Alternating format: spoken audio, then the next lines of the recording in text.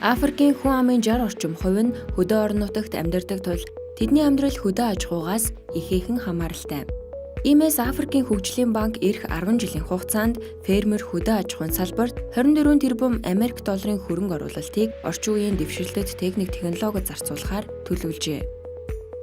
Африкийн орнууд жил бүр 35 тэрбум доллараар хүнсний бүтээгдэхүүн импортлдог бөгөөд Кейптаун хотын тариаланчид дрон ашиглан тариалангийн талбайн ган гачгаас урьдчилан сэргийлж улмаар ургацын гарцаа нэмэгдүүлэхээр ажиллаж байна. Уг дроныг Массачусетсийн технологийн их сургуулийн сансар судлалын магистр Джеймс Петерсон хэмээх гарааны бизнес эрхлэгч зохион бүтээжээ.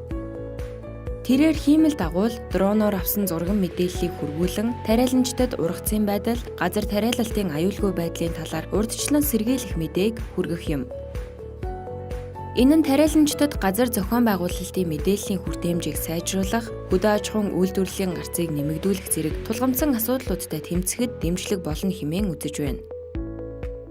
Хиймэл дагуулын бичлэг тариалалтын цаашдын чиг хандлагыг урт хугацаанд тодорхойлох ажээ.